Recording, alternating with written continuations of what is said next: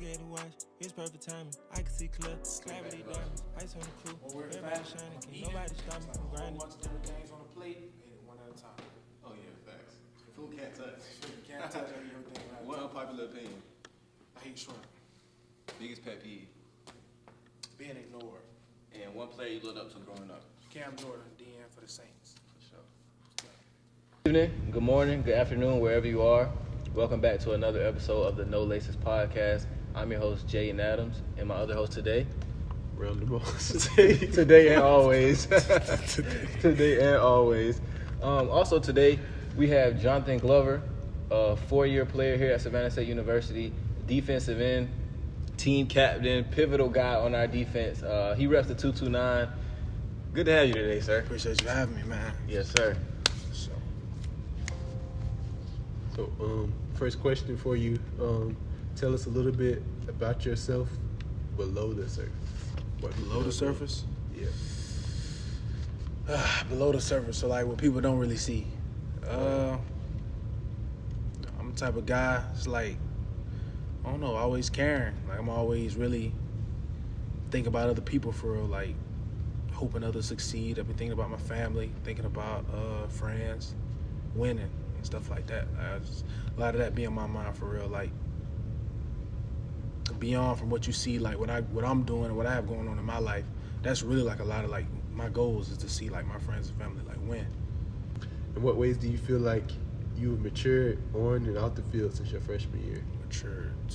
Well, college probably, yeah. College has put me definitely through that cycle of growing up, like pre-adulthood phase, like working on my own, earning my own money for real.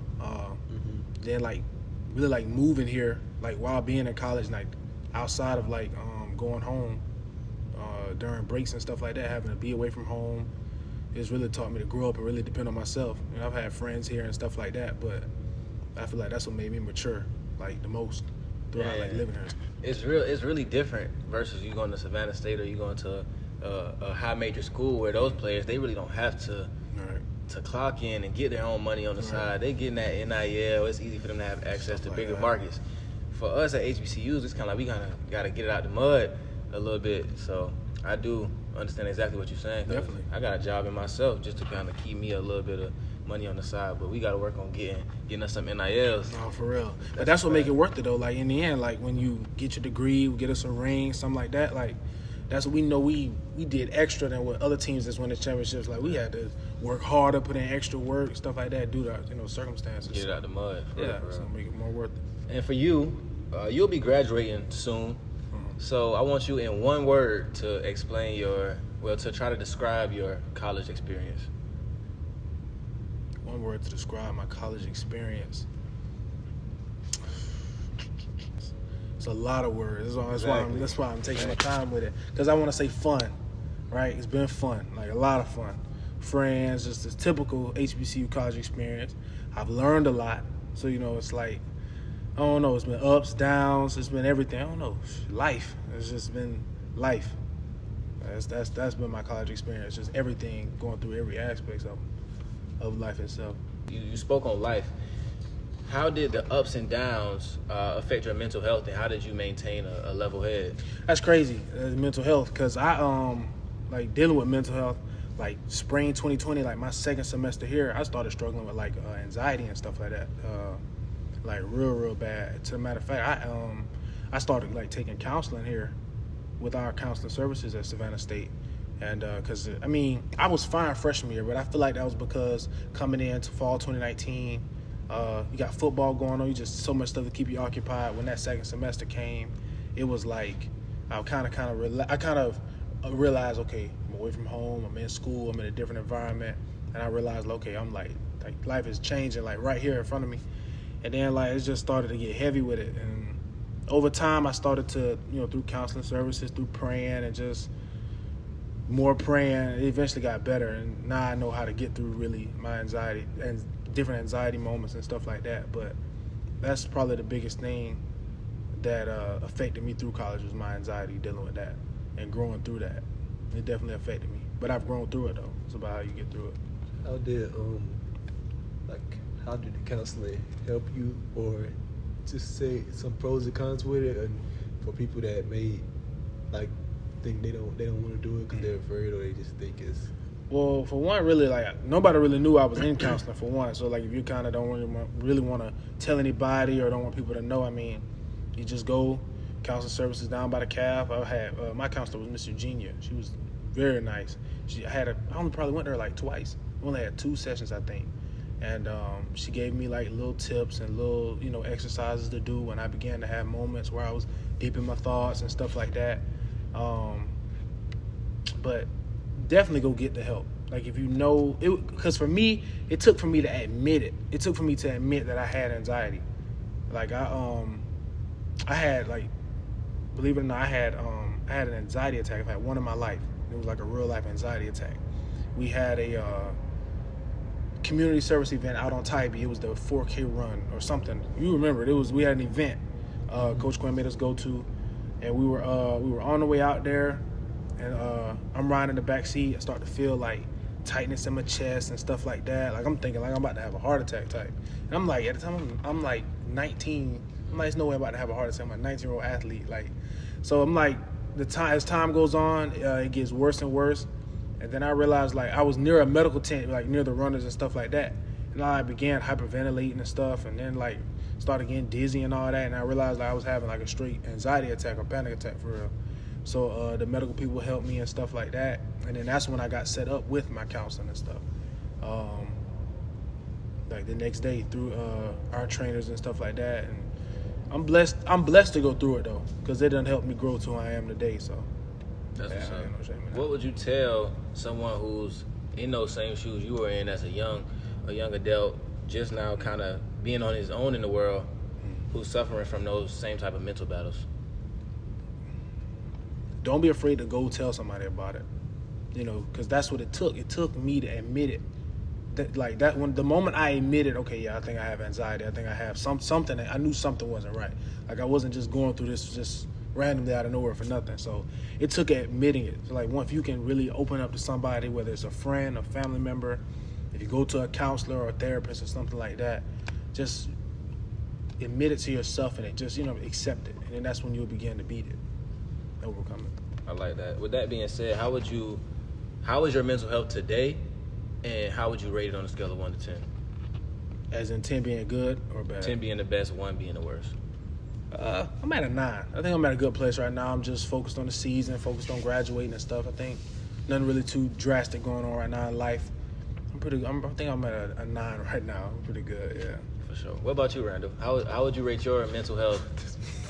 We can't just ask. You gotta make sure everybody's good. Sure everybody is good, because we could be the ones asking, and we could be the ones having problems. So I want to check on you, my co-host. How is your mental health? Good. I say about an 8. For sure. For sure. What about you?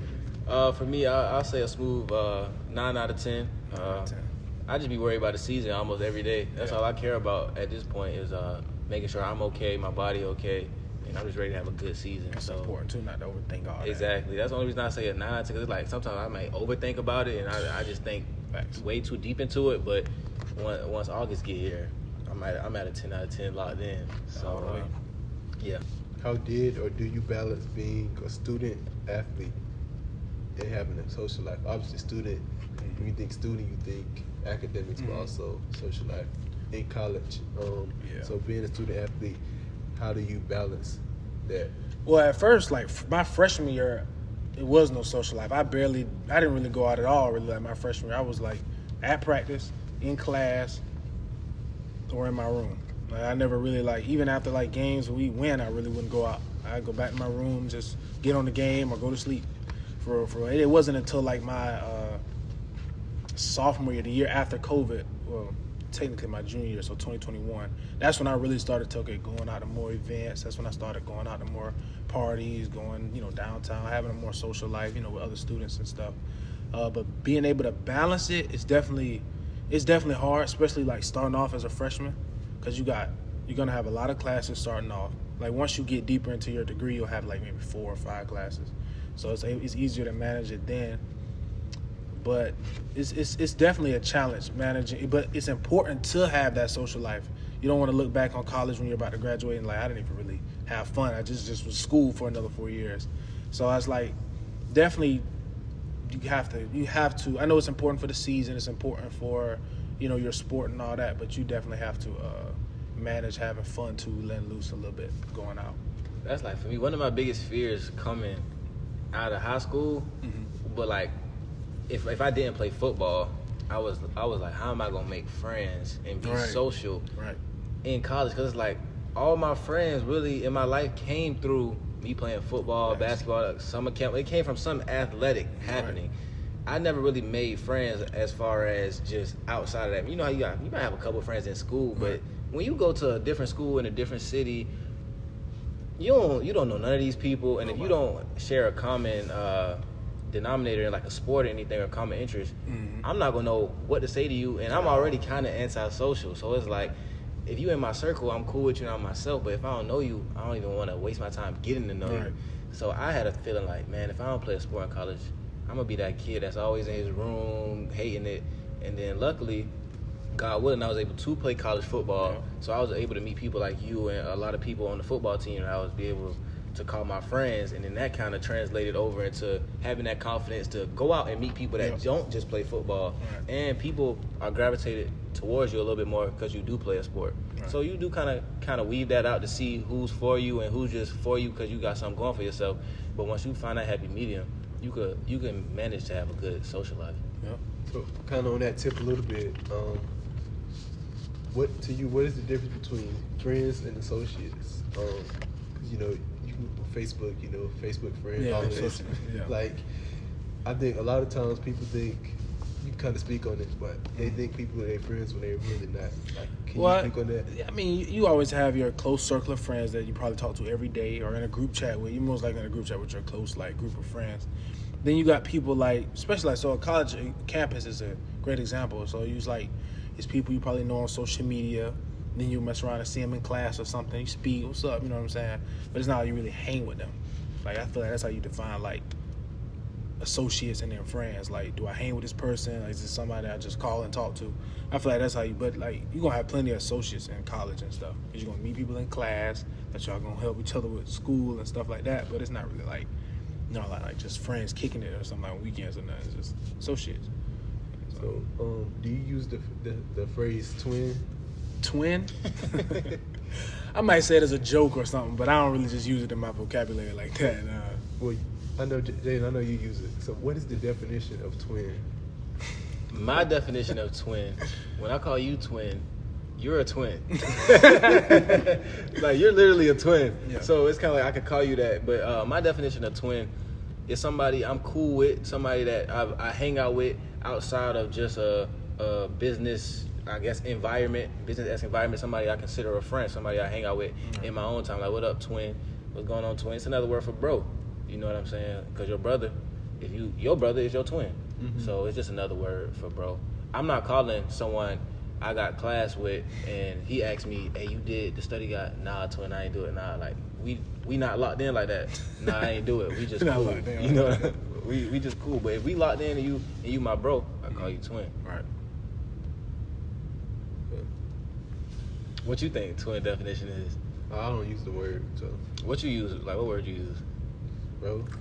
What you use? Something like that. If you say what do you think it means? I guess on a deeper way, you could be like, it's somebody that you see is kind of like you in a way. This is just gonna be like a close friend. You feel me? Okay, it's yeah. like my twin. You know what I'm saying? So is there a difference between a friend and a bro? Yes, definitely. And how do you? Some people might think y'all friends, but y'all really not. So do you just let people think whatever they want, or is it? Okay. Yeah, it's really not my place for you to think what you want to think. I just know who I keep in arm's length, basically. I know who's in my circle, and I know who's a little bit outside of that realm. Speaking of circles, really quick, have you ever had somebody in your circle that changed up on you, or you thought was in your circle, and then they showed it really wasn't? It's a great question. Ooh, I'm gonna say yes and no.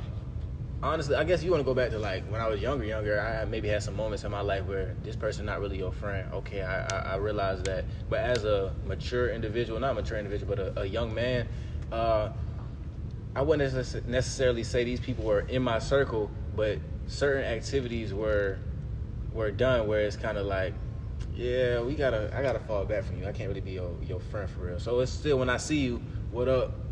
You feel me? You might crack a couple jokes, but as far as hanging out with you, that's something I can't do no more. I ain't really had nobody that betrayed me in a way, like, or if we like fell out or anything like that.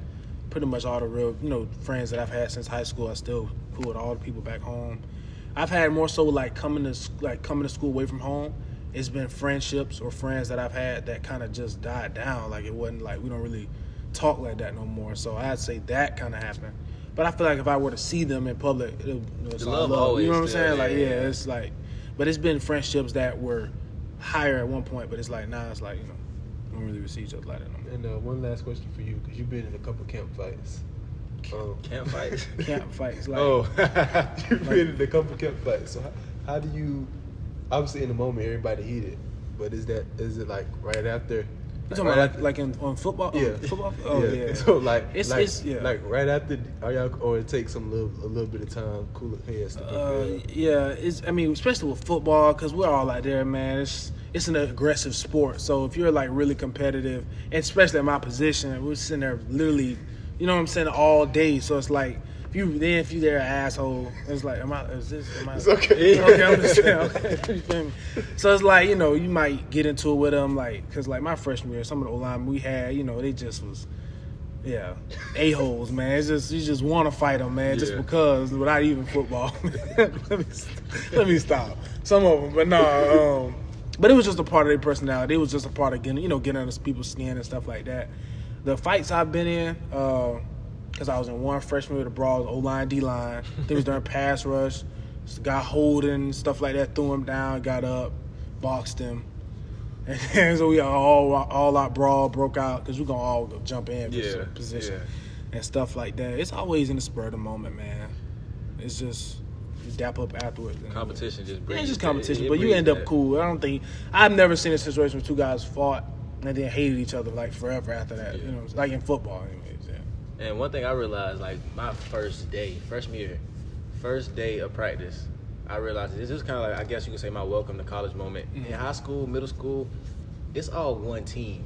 Like, y'all might have offense versus defense, but Right. everybody like together. The first day we went out there my freshman year, you had offense was in the blue, defense was in the white, and it was like a game. Yeah. Offense did not mess with defense. We was talking trash. Like, the intensity was high.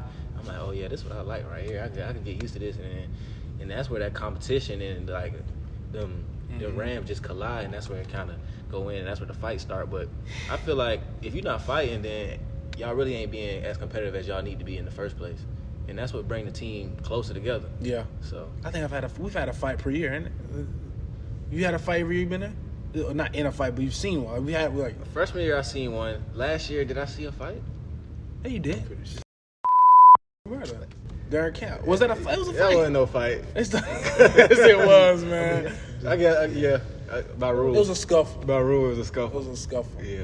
What was I about to say? Y'all, man, I'm losing. Whoa. Oh, yeah, the competitive aspect. What you was talking about, yeah. Offense versus defense. That was probably one of the first things I liked about when I got here. I was like, oh, yeah, I like this competitiveness between, yeah. So are you a trash talker? And how do you deal with trash talk? Anybody ever got under your skin? Nah, not on the field. Like an O-lineman or something. I'm not really So trying. like not practice wise, like in the Like in a game? Yeah, that's what I'm saying. Yeah, I haven't really dealt with too many trash talkers, for real. And when I do deal with them, I just play. Yeah. Just kick it, you know what I'm saying? I just whoop them every play, and then that's how I trash talk back. You know what I'm saying?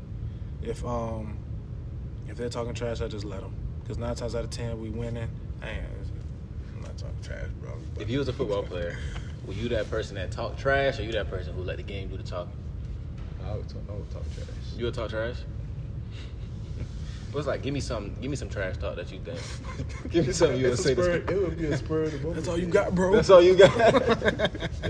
Oh man, Are you a trash talker? I know you are. I know you a trash talker. that's crazy that you say that. I'm not. Because I don't really be hearing you on the field. Because Exactly. I'm on the bench. I'm not a trash talker. I guess you could say I try to find like that happy medium. I try to do a little bit of both. Like I might trash talk you, but my trash talk is like sarcasm. So if I just threw the ball and we completed it, but I got tackled, I'm like, boy, good tackle, boy. But I don't got the ball, you feel me? So I might just, I hate quarterbacks. I hate offensive players. I might just hit you with a little sarcasm, but I'm never going to just talk trash. Now, I would say one time I was kind of out of my element, and I was talking, boy. Bubba could tell you. It was like we was in the playoffs in high school, and we was losing all game. And I'm getting hit, like the team just talking, like, yeah, boy, yeah, we own you, we gonna kill you, this, that, and the third. Like, they just doing all that crazy talk. And I'm not saying nothing, because we losing, I'm getting hit. Right. So I'm just getting up, running to the sideline. Man, we came back in that fourth quarter. But I was popping it, twin. Listen, that's all I can say is I was popping it. I was letting them boys hear it, and then that was that. But I really try not to too much get out my element. I don't really talk trash like that. I'm just going to always crack jokes and have fun while I'm playing the game. Another question I want to ask you, explain to us how the culture at Savannah State may have shifted prior to COVID-19 and after the COVID-19. What are some changes positively and negatively that you saw? Well, mainly a lot of, because like my freshman was a lot of on-campus parties. Like you're starting to see it like come back more now, like in the in the student union up top. A lot of parties in Wiley and stuff like that. It was a lot more campus events. Like that fall 2019 and spring 2020. And then after that, obviously got here fall 2020. It was like complete lockdown. Nothing in person really, barely any classes in person. It definitely was a major shift, like academically, mostly everything went online and stuff. A lot of stuff still is online and stuff. Like WebEx, Zoom, like you didn't even know what that was before COVID. That's what I'm saying. Yeah. So it's like now people use that all the time with classes and stuff. But now you start to see stuff open up more. Cause for a second I thought it was gonna be like that. I was like at home during quarantine. I'm like, that's crazy. Like, pandemic has started. Like right when I get to college. Yeah. I'm 1 year in. It's like really. I'm thinking, man, I hope this ain't finna stay like this for another 3-4 years. Luckily, it didn't, and but it definitely caused a lot of stuff to change, like with just on-campus events and stuff like that. But now you start to see it come back a little more. For sure. What moment, or is there a moment in your life that kind of triggered you to always have that drive to just go harder than everybody else? Okay, I actually do have that moment. I'll never forget it, man. It was high school, right? So it's probably like sophomore year. So for me in high school, like I was freshman, my 9th grade year. I did not make varsity. I was on junior varsity for 9th grade year. Made varsity sophomore year, right? So it was one day, like in the spring or summer one day, right? So me, a couple of one of my close homeboys, and then he was talking to two of our teammates at my high school, Westover. And I walked in and stuff like that, just seeing what's going on. And they was in there talking about like college football and stuff like that, and like, going to school, this and that. So like this isn't the main thing that drove me, but it was one of the things. Like, okay. So I walked in, I'm like, what's going on? What y'all boys talking about? And one of my teammates was like, oh, we just talking about something you'll never have to worry about, college football. You feel me? Like, you feel me? So he said it some way like that. It wasn't exactly like that, but it was basically what he was saying. Like, something you never have to worry about. You know what I'm saying? Yeah, you don't have to worry about none of this. And I was like, wow, like, I'm like thinking like, well, damn. I'm like, okay. I'm like, okay. And from that moment, it's just like, I started going harder in practice. I started really like understanding like, okay, what do it take then to go to college football and stuff? What do I have to do? Obviously tape, obviously the dedication and stuff like that. But that was probably one of the moments where I was like, okay, now I gotta prove you wrong. You know what I'm saying? And obviously that's not why I'm still playing football to this day, but it's one of the small things you look back at. It's like, okay, yeah. Like, it's like people, people when they doubt you and stuff like that, and you can do something, just football, life, anything somebody will doubt you, and it's just fire. You know what I'm saying? When it's all said and done, you're gonna thank the people that believed in you, and you're gonna thank the people that didn't. Exactly. The ones that don't believe in you, are really the ones you kind of want to thank the most. Cause Yeah. like you really drove that fire up Right. under me just to You know what I'm prove you saying? wrong and prove to people who believed in me Facts. to be right. Yeah, so that was probably one of the things that pushed me. And then just wanting to go to school and this and that, get a scholarship from my dude so she didn't have to pay for school. Stuff like that drive you, man. Respect. You know what I'm saying? Just briefly, if you could speak on it, just your recruitment from your senior year. How did that go? And how did you kind of end up at Savannah State? Well, I got a typical underdog story for real. You know what I'm saying? Like in high school, I was way undersized. I was like literally my senior year. I remember literally weighing in. My senior year. This is August of 2018. So like my senior season, I weighed in at like 189, 90, like 190, and so like I was like strictly like edge rusher type at that time at Westover. So from that, but that was like probably my best season when I finished with like 6-something sacks. Can't remember how many tackles. I don't remember. I gotta go back and look at the stats, but it was I was able to get enough film, and then I ended up getting in contact with Savannah State through Casey Wilson. He used to play here and play tight end here, and it got me in contact with Coach Quinn. And so he saw my tape and stuff like that. Felt like I could come on as a walk-on, develop. You know what I'm saying? Get bigger, get faster, get stronger, this and that. And he offered me a preferred walk-on spot on the team.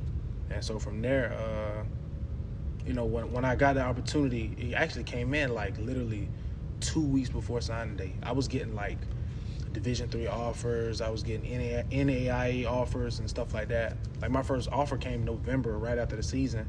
I'm the type of guy, like, you have guys that are probably like, man, these offers, this and that, because they're small schools. I was so grateful for every single one. Mm-hmm. Like, I took every visit like I could to them schools and stuff like that. I was just happy to be seen and wanted by a program and stuff like that. And then later, like right before signing day, like a couple weeks before, a small opportunity, possibly with Valdosta State, started talking to West Georgia coaches. That's when some of the bigger D2 schools started to reach out, and then I got in contact with Coach Quinn, and he offered a PWO like kind of instantly after watching my tape. He got back with me like in a day, and was like, yeah, we definitely got a PWO spot for you, man. And then came in, and I just worked out that whole summer. Because they told me, like, I wasn't even going to come in for camp. Like, I wasn't even chosen to come in at camp. I came in, like, bigger. I got my weight up coming in.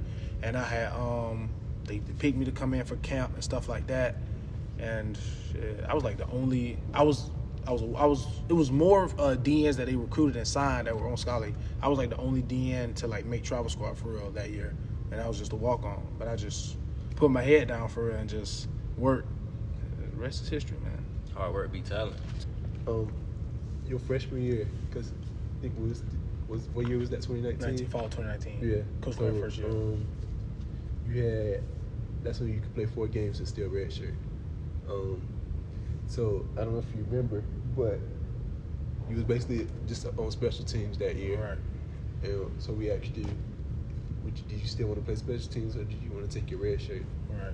And you decided to still play special teams. Yeah. What kind of went into that decision? I spoke about it with my family a lot. I thought about it a lot. It was mainly to talk with my mom. She was just like, if you feel like, if you feel like it'll be all worth it, then do it. If you want to keep playing, if you want to continue to contribute and stuff like that, then do it. If I look back on it, do I have any regrets about making a decision? Nah. Like, as I see how everything done played out now, like with this being my last, because I would have another year after this if that would have took place. I don't have no regrets in doing it. But it just took talking with my family, talking to my mom about it, just really thinking about it. And I was like, yeah, I'm gonna keep rocking out. Ended up getting on like another special team, like more special teams, like 2 or 3. And then I started, like later in the season, I actually started getting small reps with, like actually on D-line with Coach Sims and stuff. That's from just knowing the playbook and stuff. Once I was like officially like on the travel squad like every week. So it's like, then I started learning, like I continued to learn the playbook. That was the main thing that got me through it, was knowing the playbook. Because you got guys sometimes messing up. If you know the playbook, that's one of your biggest advantages. So then later in the season, I started getting reps. I think it was like around Fort Valley, then Arrow Waters and stuff like that. So I feel like it was, it was worth it. It really worked out for you because COVID granted you an extra that year. Yeah, so that it's year kind of back, like you made a good decision because you still got a 5th year to play. So. You know, defensive line, offensive line, even sometimes the linebackers, like you have different type of guys. You got skinnier guys, faster guys, you got bigger guys. Right.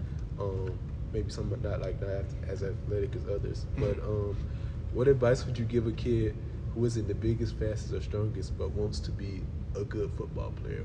What are some things that they could use to make their weaknesses a strength? So like biggest advice, like my head coach of my senior year, Coach Olton Downs, he gave me some advice. He said, Glover, he was like, you have to do everything 100% right. Like you have to do your assignment. You have to, like, some guys can go out there, they can mess up and still make the play. Like some, like, you know what I'm saying? Like they just blessed athletically to go out there, mess up. They might do the assignment wrong, but still catch up and make the play or something like that. He told me, he was like, you have to do everything 100% right. You may not be as athletically gifted as this guy over here or that guy over there, but as long as you do everything 100% right, you will be okay. You know what I'm saying? So that would probably be my advice. Like, locking, if you know you're not the strongest, if you know you're not the fastest, if you know you're not the biggest, you know what I'm saying? Like, you have to do everything right. You have to make sure you know what you're doing, make sure you're in the playbook, and there can't be any mess-ups. I know it sounds crazy, but you can't mess up. Because when you're like that, they be quick to, want to replace you and stuff like that. When they already doubt, and they already kind of have doubts. It's like, you have to do everything right. Don't give them a chance to be like, take them out. You know what I'm saying? Fact. As soon as you mess up, it's like, well, we knew that, because you know what I'm saying? So that was like the biggest advice that helped me. Like, man, you got to do everything right. From that moment, like, being in the playbook, I'm like, okay, I'm finna know everything. Like, I'm never going to go out there and not know what to do. And so that's like step one for real. Other than that, just play hard, fly to the football. How did you manage distractions throughout the years of your 4 years being here?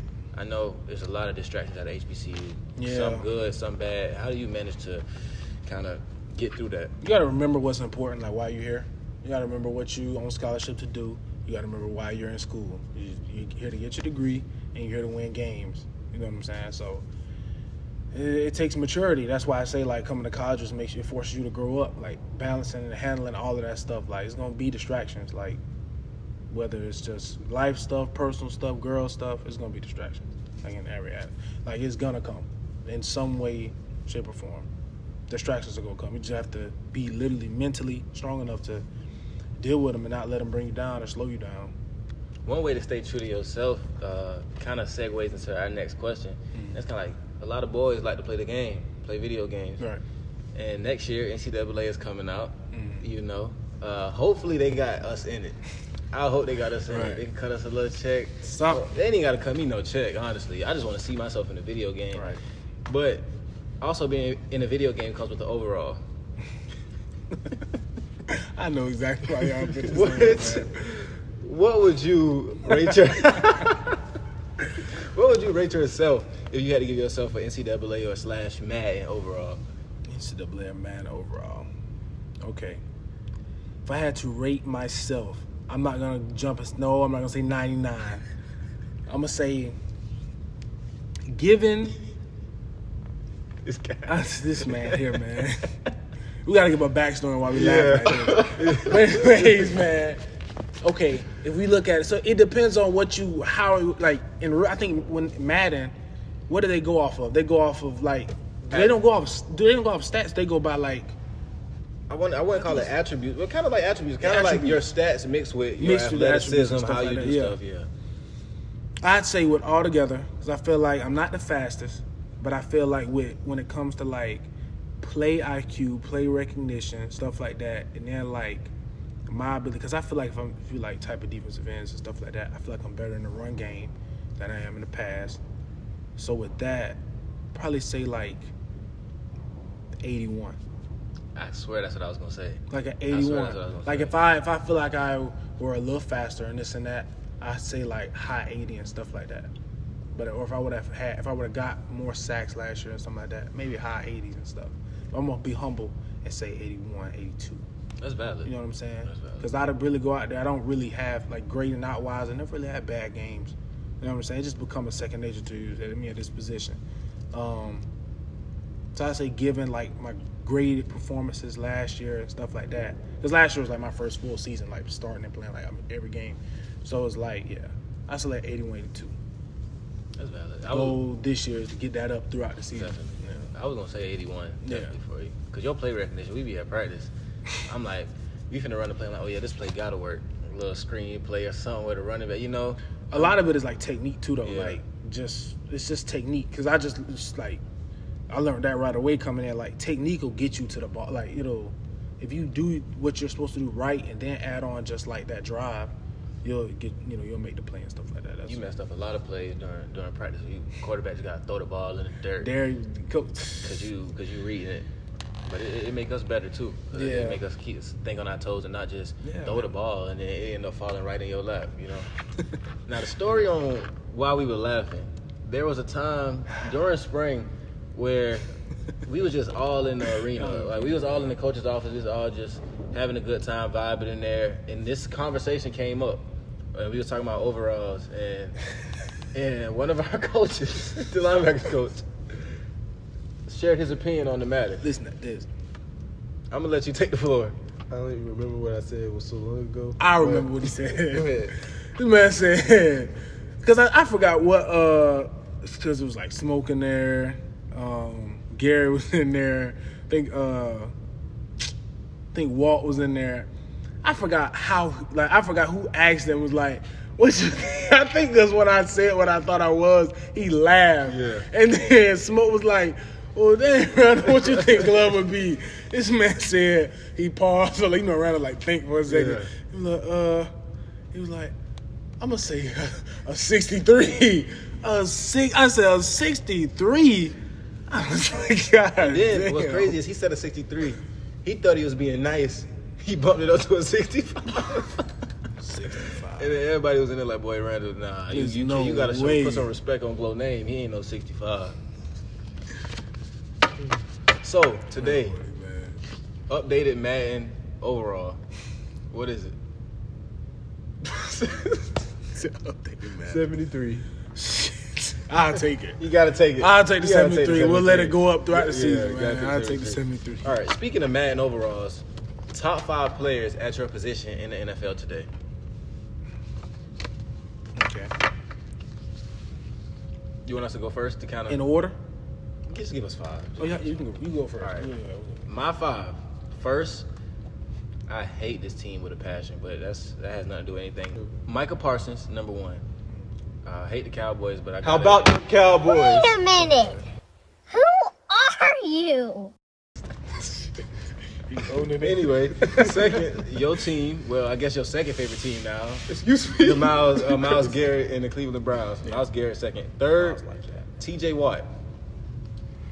Fourth, Nick Bosa. You could probably put Bosa at 3, Watt at 4. Switch it how you want to. And 5, Fly Eagles Fly, baby. Hassan Reddick. I ain't gonna let you put him on there because you Eagles fan, ain't it? Nah, I put him on there because he's valid. He was like that in Arizona. He was like that, but I mean, who cause you missed somebody, man. Who? Let me see your list, because you watch a lot of football too. Number 1 on my list for edge rushers. Here we go, Brownies. Here we go. All right, Myles Garrett 1. I like Michael Parsons 2. I don't think he's a linebacker. He's an edge guy. I think he came down for permanent this year. Yeah, but people like to talk about that. He's not a linebacker. He's an edge rusher. All right. Then I got Nick Bosa at 3. I'm sorry, T.J. Watt at 3. All right, Nick Bosa at 4. And my list rounded out with the man with 2 letters in his first name, Max Crosby. 2 letters in his first name. 2 X's. Max. It's M-A-X. Oh, I thought you were saying like his name was AJ or something. I was kind of confused. I see what you did there. Okay. 1, I ain't gonna lie, I like Michael Parsons, but I'm gonna go T.J. Watt at 1. Right now, especially like right now, T.J. Watt is like beasting. You know what I'm saying? 2, I completely forgot about Joey. I'm about to say 2 is probably. It's not better than his brother, so. That's what. Yeah, that's all. Like, that's Yeah, what I just had thought about it because who I'm about to say. I'm about to say Nick at 2. Nick Bosa at 2, probably top edge in the league. 3, Myles Garrett. Gotta go Myles Garrett. I ain't gonna lie. 4, right now because of stats, Michael Parsons. He is flying around at the end. And then 5, probably be Joey, the brother.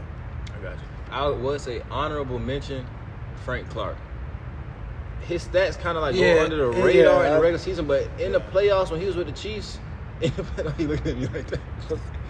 I'm about to say Frank has been straight. In the playoffs, Frank Clark, he show up like, and he that person on your team like, boy, yeah, Frank, we need to stop. He just don't get all the notoriety. I'm trying to make sure I didn't miss nobody. I don't think I did though. Hold on, I got an honorable mention. Give me 1 second. Please don't say what you call it. Who's that? Y'all just signed. Yeah, say the name for me. Zadarius Smith. Zadarius Smith. Valid. He's hard. It's hard to do a I just top knew you was gonna say 10. Like him, top man. 5 is very hard. It's even hard to do a top 10 of edge rushers. Yeah. Because they just getting better and better. Well, every team got like a hard pass rusher for real. Pretty much. What is the biggest thing you learned as a young player waiting his turn? Just getting those special teams reps, but waiting to become a pivotal starter. Be patient. Like it's gonna come. Like if you work at it, it'll come. I've seen like some guys like where it just never really did get into like the playing role for real. But if you stick with it and continue to like grow and develop like in every aspect of the game, it'll come to you, man. That's probably like my biggest advice to anybody that would have to wait. Like I did for like freshman year, I had to just sit and learn and just be patient and just like I said, do everything right. Show coach that you know what you're doing and can do it if the opportunity comes to you early. Facts. Along with being patient, one thing I would say to piggyback off that, be patient and be coachable. Yeah. Because if you patient, all right, you seeing how everything go. But if you coachable, not just when coach coaching you, but when coach coaching the people in front of you, okay, I know I probably would end up doing this, so let me do this, boom, boom, boom, boom, boom, boom. So now when I'm out there, I know what he wanted the first string player to do, and I know what he want me to do, and I'm patient. So I got that extra drive to go hard and make this play. So I just say, as long as you coachable and you do what the coach tell you to do, you can't be wrong. Not only, just to touch on that, not only be coachable your fellow peers, because it's some people that get in, they only want their coach to tell them certain things. Like some of the players that's been there or been through it, they trying to give you advice and trying to help you to expedite some of the things that they might have learned along the way. Listen to them, get their advice, and it can make you a better player even quicker. So your 5th season is coming up. Yep. And with that, you've gone through technically 3 different head coaching changes, counting an interim head coach that we had for a brief period of time. Yeah. How do you adapt, if you do adapt to those coaching changes, or do you keep your play style the same? Well, I was told, like before going to college, like don't choose a school for your coach because they could be there today and go tomorrow. And so like throughout like my career, I've seen there's like especially position coach like go left and right, like just they leave, come one season gone. You just have to like when a new coach comes in, just have to adapt to him. It's all you really can do is either that or leave. Honestly, I feel like it's a part of the game. You really don't have a choice. You have to accept whoever's brought in and adapt to them. And the ones that get a grip quick and early, those are the ones that's playing for real. But like you got to understand that's a part of college football though, because it is a business. It's not about who you like. It ain't about I like him, so we stay the whole time. It's not gonna be like that. You have to just adjust quick to their coaching because their coaching style may be completely different. So you have to adjust to that. Was there a time period where you were like very close to just putting your name in that transfer portal? Nah. I don't think one of the transfer ever really crossed. I knew it was like when we were going through the head coaching change and stuff like that. I knew that, that's when you're usually about to, okay, I want to slide too and this and that. Especially when it's like been a coach that had been with you for 2 or 3 years and stuff like that ends up leaving and stuff, position coach or head coach. But nah, the idea of the transfer never really came across my mind. That's what's up. Speaking of crossing, would you like to announce something to our viewers? No. No pledge in that. Oh, I see what you did there. I was confused for a second. I see what you did there. I don't think that's how it works anyway. Yeah, not at all. You announced that. You over with. They're going to announce you off that list. That's what I'm saying. Oh, man. What are your plans and goals for the upcoming season? Man, my goals, win. I know you can say a lot of personal stuff. I want to be all conference because I've never been all conference or second team all conference, first team or second. I know you can say that's a goal you want for your last year and stuff like that. But man, honestly, I want to get out of here with a ring. Like I want to win, not only for my class and everybody. I want for the team and like for the guys with more years left and stuff like that. Just so y'all can start something here, like for real. You know, like I don't want to just live back on the winning season. Back in 2019, it's something to think like, yeah, we was the first winning team in 20 years, but a championship would be like everything, and obviously that should be the main goal for every team. But it's like, it would actually be, if we won the conference championship, it would be the first time in about 40-something years. You know what I'm saying? Like to be a part of something like that. You know what I'm saying? Like that's my number one goal. Of course, I have personal goals. Yeah, I want to be all conference. I want to at least like minimum 10 sacks. Like that's like a big goal of mine and stuff like that. Just note on that, the school record is 11 sacks. 11. So you think like I ain't gonna lie, Coach Schultz made a great point. Like if you get 1 sack a game, like it's, you know, it says 10 regular season games, and then just one game get 2, maybe, you know what I'm saying, 2.5. Like it's really not hard to do, but it takes a lot of work for real. That's a personal goal of mine too. Maybe get surpassed 10 sacks, break the record, 11 sacks. Now that's a new goal. For sure. Get 11 sacks, get 11 more sacks. My goal was to win a championship. Like that's my ultimate goal. I could care less about the individual accolades. I just want to win. Yeah. But the fact that you just said the 40 plus years, that just made me want that even more. Like when you just said that, I was like, oh yeah, it's time. So it's definitely time to make something shake and shock the world, shock the conference, and just bring that ring to the city. Well, I appreciate you, brother. I appreciate y'all for having me, man. We wildin', we clowning, no laces, but we still styling. I can see clear, clarity diamonds, ice on the crew. Everybody shining, can't nobody stop me from grinding.